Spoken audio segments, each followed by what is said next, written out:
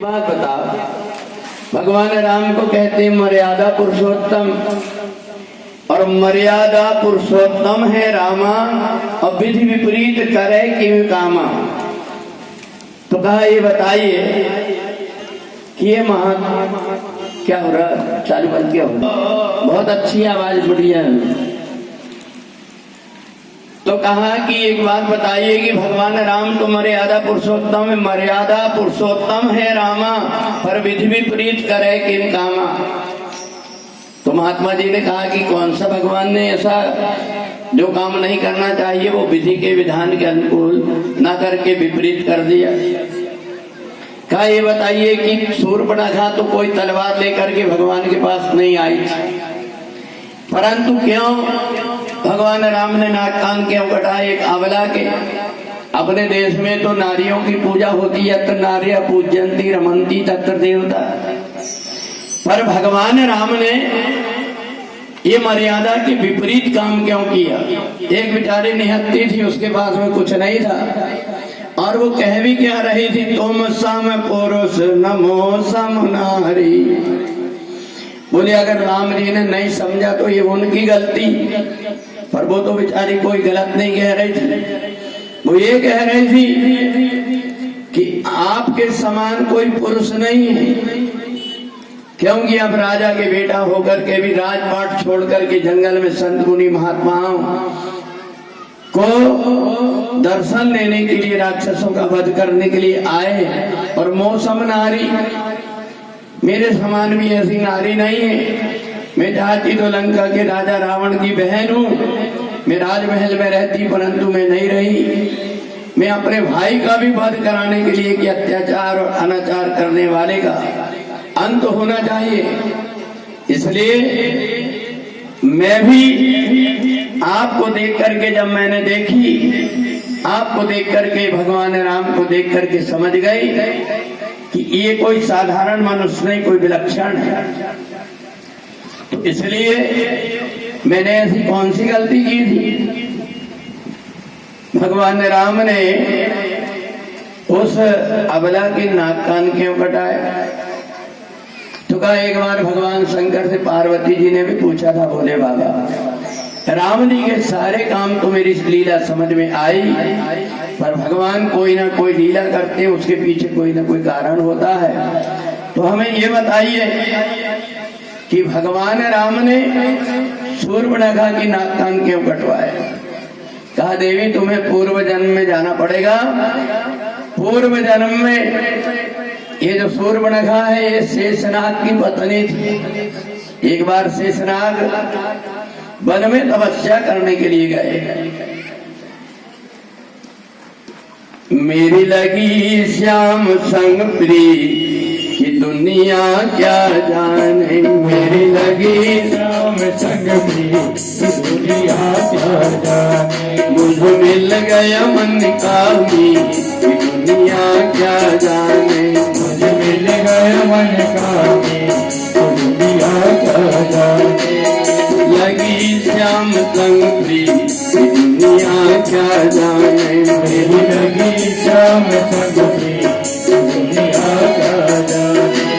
क्या जाने कोई क्या जाने, क्या जाने कोई क्या जाने, मुझे मिल गया मन कामी दुनिया क्या जाने, मुझे मिल गया मन कामी दुनिया क्या जाने। अब इधर भगवान शेषनाग तो तपस्या करने के लिए बैठे, और उस समय जब श्रावण का महीना आया तो ये शेषनाग की जो पत्नी थी शूर्पणखा, इसने देखा कि सारी सखियां अपने पति के साथ में झूला झूल रही, मल्हार गा रही,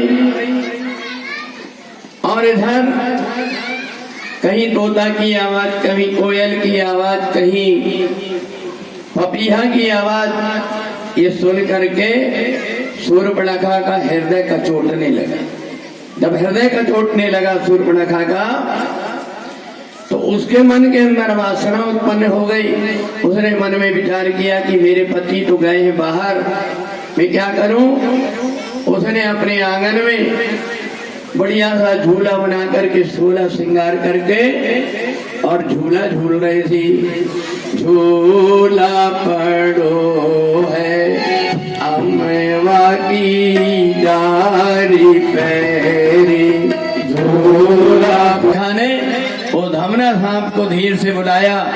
वो शूर्पणखा के पास में आया और दोनों एक दूसरे से लिपट करके झूला झूलने लगे।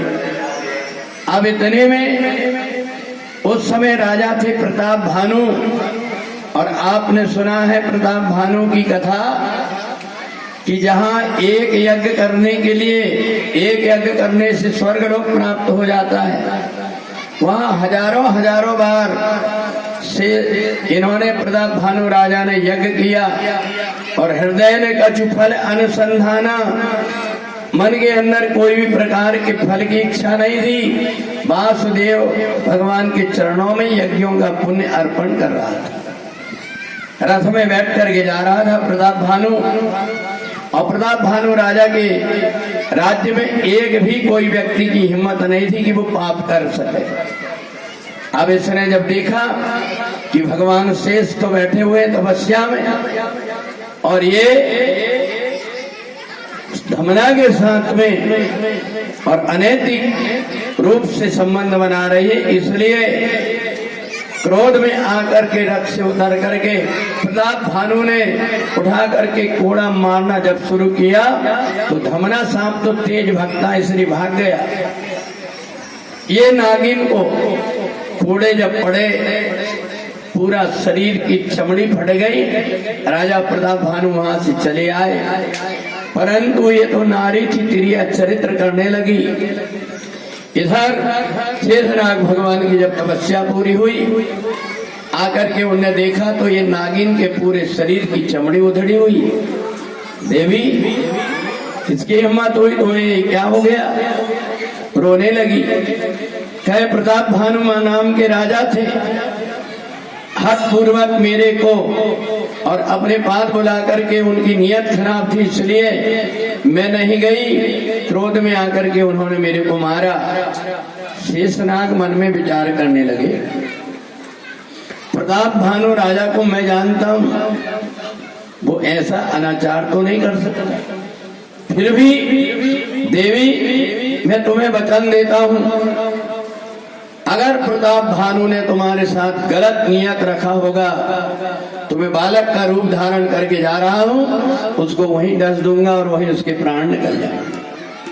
परंतु ध्यान रखना, राजा प्रताप भानु को मैं जानता हूं, राजद्वार में गया हूं, अगर तुम्हारी बात गलत हुई तो लौट करके आकर के तुम्हारे नाक और कान दोनों काट दूंगा। ऐसा कह करके बालक का रूप धारण करके शेषनाग को चले गए। राजा प्रताप भानु बैठे थे, बालक को देख करके पहचान लिए कि तेजस्वी बालक साधारण बालक नहीं है, ये लगता है कोई विशिष्ट है। जैसे पास में आए तो तपबल से पहचान लिया, ये तो भगवान शेष से खड़े होकर के सम्मान करके बिठाला। बालक ने कहा, महाराज प्रताप भानु, ऐसा लग रहा है कि आपने मेरे को पहचान लिया। बोले हाँ शेष, मैंने आपको पहचान लिया। तो भगवान शेष ने पूछा, एक बात बताओ कि मेरी पत्नी को तुमने बिना किसी कारण के मारपीट क्यों की? राजा प्रताप भानु ने शेषनाग को सम्मान पूर्वक बिठाल करके जो घटना थी सारी घटना जैसे बताया। शेषनाग को बहुत क्रोध आया, कहा महाराज मेरे को पहले विश्वास नहीं था कि आप ऐसा कर सकते हैं, परंतु मैं नारी के कहने में आकर के आपके पास में आ गया, मेरे को क्षमा करना। अब इधर नागिन ने सोची, अब लौट करके आएंगे सारी बात पता लग जाएगी तो मेरी नाक और कान कटेंगे, सारी महिला जाति में मेरा अपमान होगा, इसलिए नागिन ने फन पड़क पड़क करके अपने प्राण दे दिए। शेषनाग आए तो क्रोध में लाल थे, उन्हें आकर के देखा कि मरी पड़ी थी, उसको ले जाकर के अंतिम संस्कार कर दिए। वही नागिन आकर के रावण की बहन शूर्पणखा बनी। भगवान राम ने कहा, शेष उस जन्म में तो तुम बदला नहीं ले पाए थे, ये जन्म में बदला ले लो नाक कान काटने का। इसलिए जैसे ही भगवान ने आदेश दिया, शेष सहस्त्र शीश जगकारण, लक्ष्मण जी ने तुरंत नाक और कान दोनों शूर्पणखा के काट लिया। तो इसलिए महात्मा जी ने समझाया, भगवान राम मर्यादा के विरुद्ध कोई काम नहीं करते, इसलिए उन्हीं मर्यादा पुरुषोत्तम भगवान की कथा को सुन करके हम अपने जीवन में उतारेंगे तो हम भी कृतार्थ हो जाएंगे। इसलिए अब अपने मंच पर